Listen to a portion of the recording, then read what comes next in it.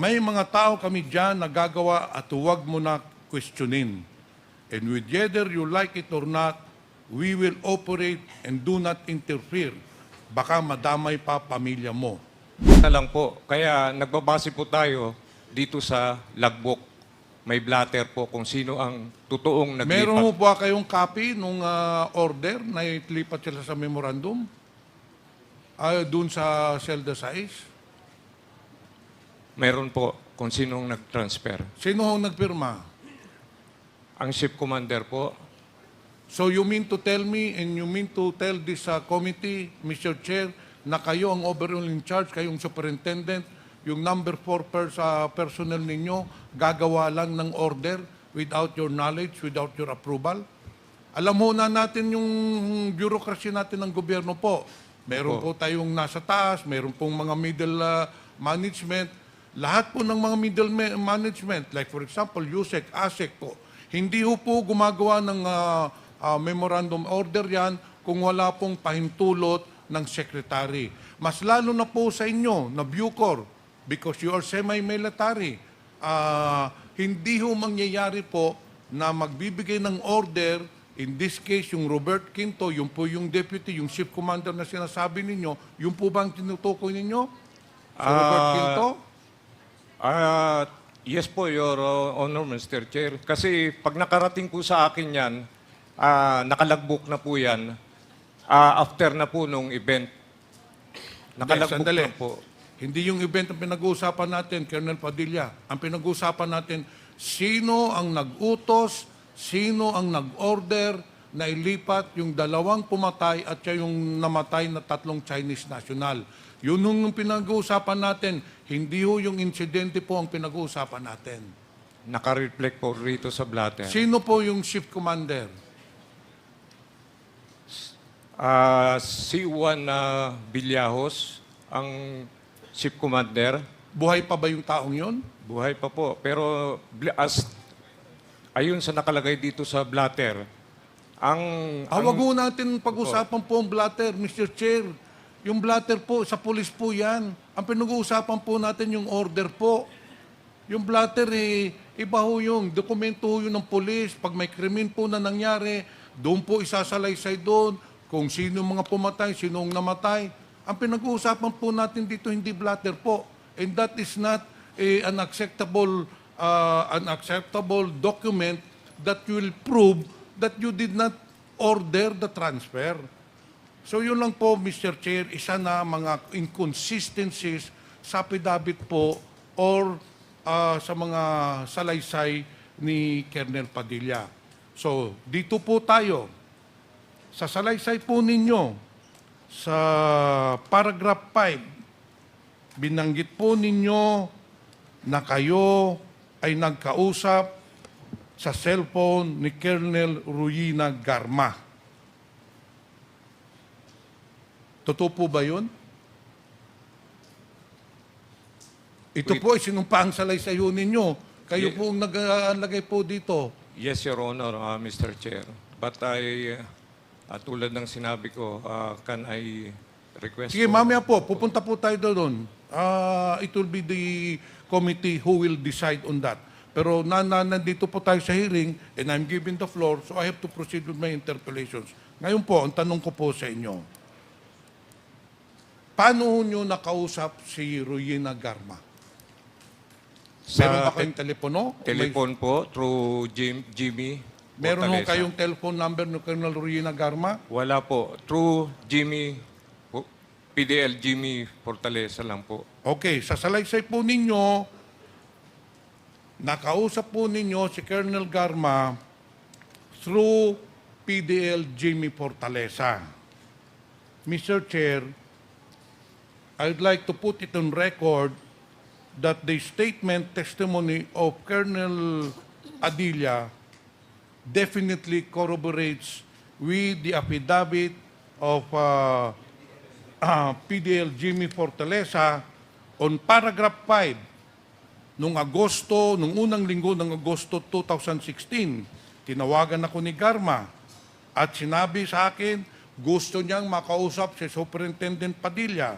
Pinuntahan ko si Superintendent Padilla para ibigay sa kanyang cellphone at makapag-usap sila at pinatotohanan ni Colonel Padilla na nag-usap nga sila through Jimmy Fortaleza. So again, Mr. Chair, nagpapatunay lang to na yung resource person natin na si Jimmy Fortaleza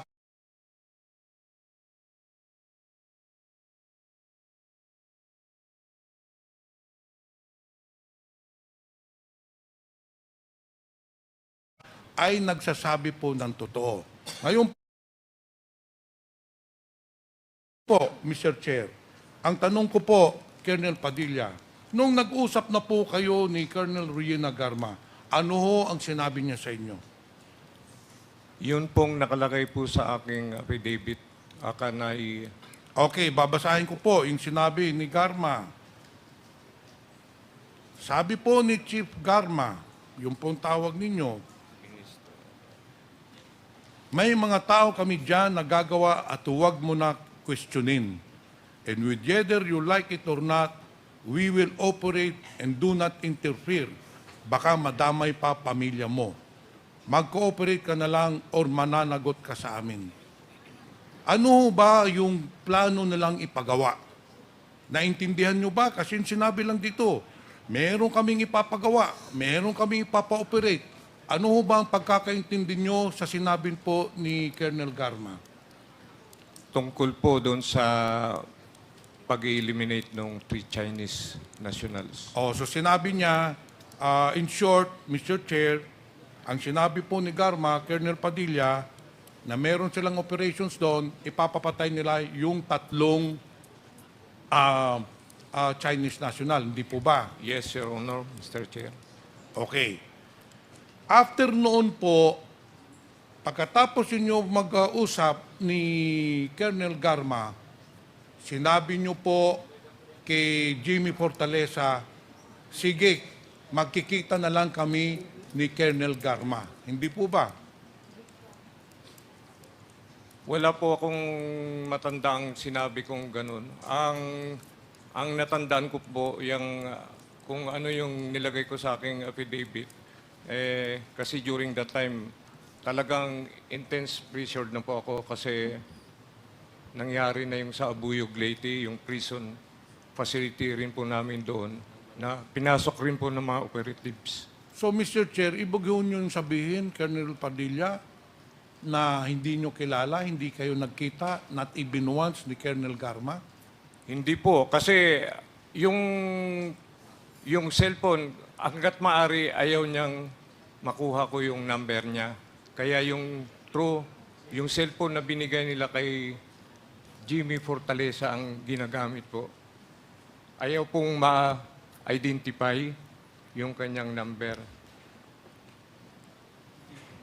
Pero napaka-imposible po na napakalaking operation. Tapos through telephone lang po, Mr. Chair, isinunod po ninyo si Garma. Kilala po ba ninyo si Colonel Garma nung nag-usap po kayo? May first hand ba kayo? Just through a telephone call, naniniwala po kayo kaagad? Alam na ninyo natin na marami hong scammer. Sasabihin lang na ako si Colonel Garma, may operation ako dyan, meron kaming ipapatay.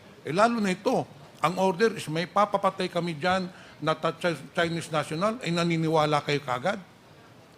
Kahit na hindi nyo kilala yung tao? Kilala ko po siya, not personally, professionally, with her position as Deputy Chief of CIDG of Davao. So kilala po ninyo. Sabi nyo po kanina, hindi nyo kilala. So ngayon, Mr. Chair, pinatotohanan mo na kilala mo si Colonel Garma. Sa position lang po, pero personally, wala po kaming, at saka doon lang po sa cellphone. Okay. Mr. Chair, pagkatapos na nag-usap kayo ni Garma, inutusan ka, huwag kang makialam, meron kaming operations dyan, may papapatay kami. Ano nang sunod na nangyari? Nag-usap pa ba kayo uli ni Colonel Garma? Wala na pong nangyaring pag-uusap pagtapos nun. Actually, Mr. Chair, nang maghuling pagkatapos sila mag-usap ni Colonel Garma, doon na po ginawa yung plano, which I certainly believe, wag sana po kayo magagalit, which I certainly believe that Colonel Padilla is heavily involved in the planning. Kasi po, unang-una na question, hindi po mangyayari ang pag-transfer ng 2 pumatay at 3 namatay kung hindi manggagaling sa warden ang order. If I may, Mr. Chair, Honor. Yung unang sinabi nila, instruction, na kailangan gumawa ko. Pero hindi ko po pinansin yun. Kaya galit na sila sa akin. Gumawa po sila ng ibang strategy. Kasi parang nababagalan sila sa akin. Wala po akong ginagawa. Hindi po ako kumikilos during that time. So, gumawa sila ng another strategy na parang blind nila ako sa pangyayari. Kasi, further, Mr. Chair, Sige, please proceed. kasi po, sinipti ko talaga yan dyan sa prison disciplinary. Yung prison disciplinary, yung coroner cell, within the prison disciplinary din po yun. Kabilang cell na lang. Kaya po, nung gumalaw na sila, may mga operations na kuan, blind na po ako ron. As I said, nakalagbuk po lahat sa blatter. Yung pati pagbitbit nila sa kabila without my consent. Ganun po ang nangyari. Kumbaga, parang minadali na po nila yung operation na yon. Pre-nature na nila ako dahil hindi ako gumagalaw. Gumawa sila ng sariling strategy. If Mr. I may, Chair, ano yung sabi ni Colonel Padilla? Sila. Ginawa nila, gumawa sila. Sino po itong sila? Yun na po, involved na po yung 2 PDL at behind that, hindi ko na po alam kung may... Sandali, Mr. Chair. Kayo po ang warden. Yung 2 PDL bilanggo po. Sila ba magde-decide na sila ang lilipat sa Bartolina? Sila ba ang magde-decide Hindi na po. sila ang gagalaw? Yung ganito po para mabigyan po ng buong overview of picture lahat ng tao po dito. Itong nangyari pong insidente nito, kung ihambing po natin sa pelikula, yung 2 tao, si Andy Magdadaro at saka si Leopoldo Tan, mga aktor po yon. Ngayon, yung executive producer po ng insidenteng punto, si Colonel Ruina Garma. Ngayon, ang executive producer, nag-uutos lang po yan. Pero ang floor director dito, ang executive director po dito, si Colonel Padilla. It happened within his premises. He is the man in charge. I do not believe that there was no order coming from him. At saka sinasabi po niya ngayon, gumagalaw sila. Gagalaw ba yung 2 PDL doon sa loob ng kulungan na walang pahintulot ng warden? Gagalaw ba yung sinasabi niyong shift commander ng order na walang pahintulot po sa inyo? That is why, Mr. Chair, marami pa ho ditong mga inconsistencies. But I know that there are many, isa pa lang yan na sinasabi kong mga inconsistencies, but based on my interpellations and based on the appreciation of the affidavits, I have found out, or I have concluded, Mr. Chair, that the affidavit of Colonel Padilla corroborates with the affidavit of Mr. Leopoldo Tan with regards to the Chinese nationals. I also conclude, Mr. Chair, that his testimony corroborates with the affidavit of Jimmy Fortaleza. Inamin na ho niya na nakausap niya si Garma dahil kay Jimmy Fortaleza. However, I believe that Colonel Padilla is holding more information vital to this hearing. Hanggang doon po lang kayo, yung affidavit ho ninyo, Mr. Chair, hanggang doon lang po kayo kay Garma. Pero sa buo sasalaysay ni Leopoldo Tan, nandoon po kayo. Una, binanggit ho kayo, nung kinontak na kayo ni Colonel Garma, Sabi niyo po, magkikita kayo. I believe you, Paul Datan, bakit po? Pinalabas ho ninyo yung dalawang PDL, hindi pinalabas ng dun lang sa may gate para makausap po si Artner Soles at saka si Colonel Garma. And then, nung nangyari pong insidente, pumunta po kayo, inamin ho ninyo din yun, sa affidavit ho ninyo, Mr. Chair. Pagkatapos nung nangyaring insidente, pumunta po kayo sa Zelda Size at tinignan nyo yung namatay na mga Chinese nationals. Lahat po sa buong salaysay, kayo po ang binabanggit ng dalawang PDLs. Mahirap po mangyari isang ganitong kadrumal-dumal na krimen na kayo po ang in charge ng DAPICOL na wala kayong kaalam-alam. Hindi, imposible po mangyari yon. I have been in the government service for the past 25 years. And all chief executives, ihahangibin ko na lang ikaw na isa kang chief executive ng warden. The buck stops there. All decisions.